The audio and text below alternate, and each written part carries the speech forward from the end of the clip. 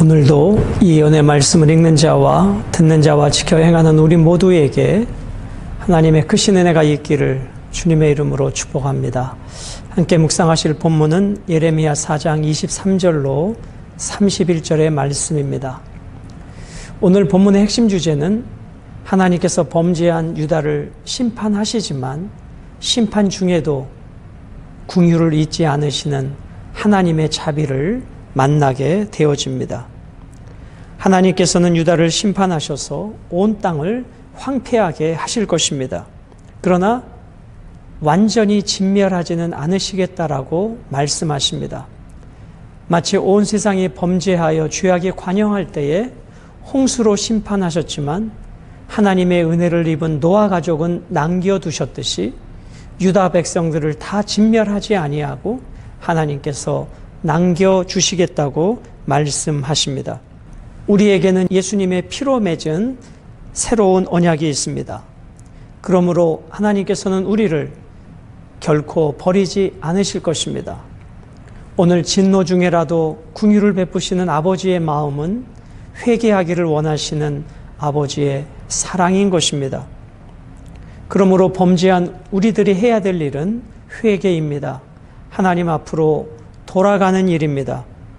오늘 본문에는 죄에 대하여, 우상 숭배에 대하여 회개하지 않는 유다를 향한 하나님의 진노가 얼마나 크신지, 그리고 그 크신 진노 가운데 하나님의 담겨져 있는 그 자비의 긍휼을 우리는 보게 되는 것입니다. 23절부터 26절까지는 예레미야가 본 혼돈의 환상입니다. 즉 범죄한 유다를 향한 하나님의 그 심판 앞에 초토화되어지는 그 유다의 비참한 모습이 환상 속에 보여지고 있는 것입니다. 23절 보라 내가 땅을 본즉 혼돈하고 공허하며 하늘에는 빛이 없으며. 자, 혼돈, 공허, 이 단어는 창세기에 하나님께서 창조하실 때에 그때 등장했던 창세기 1장에 나오는 단어입니다. 지금 이 유다 백성들을 향한 하나님의 심판이 얼마나 큰지 창조 이전의 상태처럼 공허하고 혼돈된 상태로 만들어 버리시겠다는 것입니다. 즉 눈에 보여지는 모든 것들을 하나님께서 심판하심을 통해서 땅이 혼돈하고 공허한 그 창조 이전의 상태로 하나님께서 만들어버리시는 그 엄청난 심판을 지금 보이고 있는 것입니다. 그래서 여기 혼돈이라고 하는 단어는 혼란, 공허라고 하는 단어는 텅 비어있는 상태를 말하는 것입니다. 즉 창조 이전에 세상에 대한 묘사를 하나님의 심판 속에 그런 상태로 만들어버릴 것이다 말씀해 주고 있는 것입니다. 자, 내가 땅을 본즉 혼돈하고 공허하며 하늘을 본즉 빛이 없다. 24절에 또 무엇을 봅니까? 산들을 본즉 다 진동하며 작은 산들도 요동하며. 견고할 것, 영원한 것처럼 느껴지는 그 산들과 작은 산들도 하나님의 심판 앞에 흔들리고 요동해버리는 환상을 보게 되는 것입니다. 즉 하나님의 심판이 이 정도로 엄청난 심판일 것이라는 것이죠. 25절에 또 무엇을 봅니까? 내가 본즉 사람이 없으며 공중의 새가 다 날아갔다. 수많은 사람들이 왕래했던 예루살렘, 그곳은 사람들이 전쟁으로 인하여 포로로 끌려가고 도망가서 아무런 사람도 찾아볼 수 없는 그러한 공허한 성이 되어졌다는 것입니다. 26절 보라 또 무엇을 봅니까? 내가 본즉 좋은 땅이 황무지가 되었으며 그 모든 성읍이 여호와의 앞 그의 맹렬한 진노 앞에 무너졌다. 맹렬한 진노, 하나님 보시기에 좋았더라, 그렇게 아름다웠던 세상이 이제 범죄한 유다 백성들을 통해서 하나님의 심판으로 맹렬한 진노의 대상이 되고 말았던 것입니다. 자, 그러므로 23절부터 26절은 예레미야에게 보여준 이 환상, 땅, 하늘, 산, 작은 산, 사람, 공중의 새, 좋은 땅, 모든 성읍, 그 모든 것들이 하나님의 심판 앞에 황폐해지고 황무해지고 흔적도 찾아볼 수 없을 정도로 엄청난 심판이었다는 것입니다. 그럼에도 불구하고 하나님께서 그들에게 회개를 촉구하고 계신 것입니다. 27절 여호와께서 이와 같이 말씀하시기를 이 온 땅이 황폐할 것이나 내가 진멸하지는 아니할 것이다. 여기서 진멸하다라는 말은 성취하다, 마치다의 뜻에서 파생된 단어인데 종결의 의미를 가지고 있는 것입니다. 목적한 바를 완수하다 그런 뜻이죠. 즉 이 단어가 전쟁의 상황에서는 철저한 파괴, 완전한 파괴를 나타내는 것입니다. 그런데 오늘 27절에 뭐라고 말씀하십니까? 내가 진멸하지는 아니할 것이다. 하나님의 심판 중에도 긍휼을 베푸시겠다는 것입니다. 이것이 아버지의 사랑입니다. 엄청난 바벨론의 채찍을 통해서 회개하지 않고 기다려도 돌아오지 않는 이 자녀를 징계하실 수밖에 없지만 그 징계하시는 중에도 하나님께서는 남은 자를 남겨두시겠다라는 것입니다. 28절입니다. 이로 말미암아 땅이 슬퍼할 것이며 위에 하늘이 어두울 것이라 내가 이미 말하였으며 작정하였고 후회하지 아니하였은즉 또한 거기서 돌이키지 아니하리라 하셨음이로다 말씀하십니다. 유다 사람들에게 완전히 다 진멸하지는 않겠다라고 말씀하시지만 여전히 유다 백성들은 회개하지 않습니다. 하나님의 그 사랑 앞으로 돌아오지 않습니다. 그리고 드디어 이제 하나님의 심판은 시작되어집니다. 그 심판의 결과는 너무나 참혹합니다. 온 땅은 폐허로 변해버리고 하늘은 캄캄해집니다. 28절은 예루살렘에 대한 심판이 결정되었음을 증언합니다. 사랑하는 여러분, 하나님께서는 유다 백성의 회개를 기다리고 또 기다리셨는데 끝까지 기다림에도 회개하지 않는 저들을 향하여 하나님은 심판을 내리시기로 작정하고 계신 것입니다. 심판을 시행하실 때에는 궁유를 앞세우지 않으실 것이며 심판을 행하시는 본래의 목적을 하나님은 이루실 것이라고 말씀해 주십니다. 그 심판으로 유다 백성들은 뿔뿔이 흩어지게 될 것입니다. 그것이 29절입니다. 기병과 활 쏘는 자의 함성으로 말미암아 모든 성읍 사람들이 도망하여 숲풀에 들어가고 바위에 기어오르며 각 성읍이 버림을 당하여 거기 사는 사람이 없나니. 그들은 성으로 도피했으나 그 성 안에서도 보호를 받지 못하고 이제는 뿔뿔이 흩어져 그 성은 텅 빈 성이 되고 말 것입니다. 하나님께서는 일찍이 예레미야 선지자를 통해서 하나님의 심판을 말씀하셨지만 거짓 선지자들은 평안하다, 평안하다, 하나님이 우리와 함께 하시니 평안하다, 거짓 메시지를 전하고 있었던 것입니다. 예루살렘은 결코 멸망하지 않을 것이라고 거짓 선지자들이 외쳤고 백성들은 범죄하였음에도 그 거짓 선지자들의 달콤한 말을 믿었다는 것입니다. 그러므로 범죄한 유다 백성들이 사는 길은 그 악한 길에서 떠나 우상 숭배에서 떠나 하나님 앞에 돌아오는 것입니다. 여러분과 제가 이 땅에서 주님으로 행복한 삶을 살아가는 그 시작도 우상 숭배에서 떠나 악한 길에서 떠나 하나님께 돌아가는 것입니다.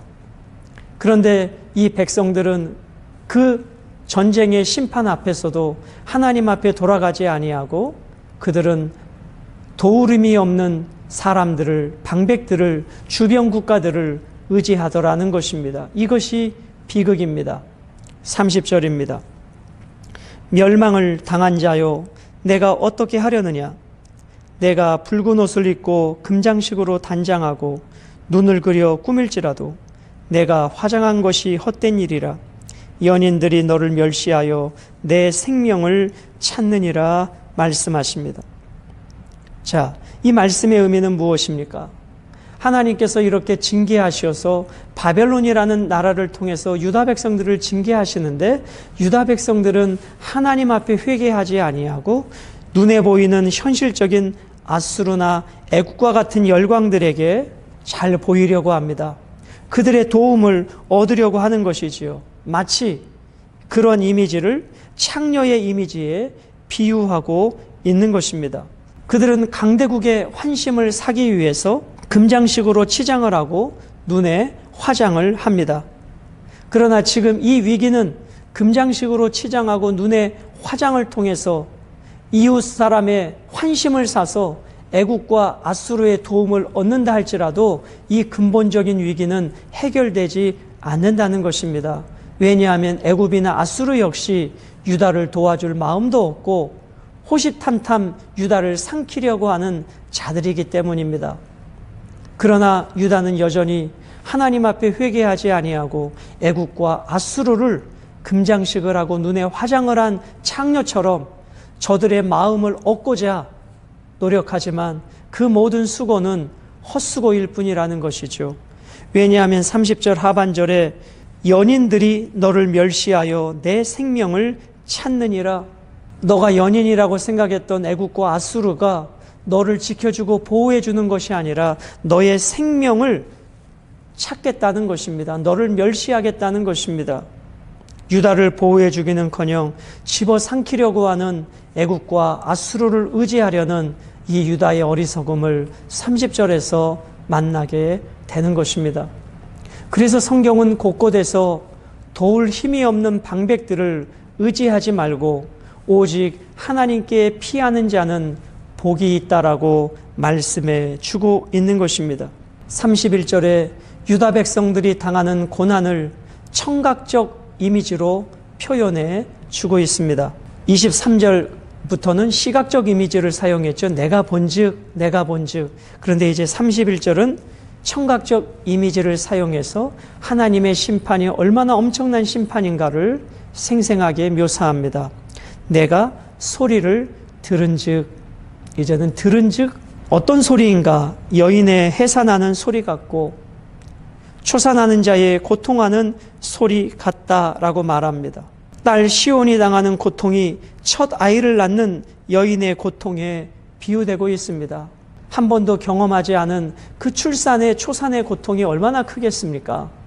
지금 이 유다는 지금까지 경험해 보지 못했던 이 엄청난 고난을 겪고 있다는 것입니다. 이는 시온의 딸의 소리라. 그가 헐떡이며 그의 손을 펴고 이르기를 내게 화가 있도다.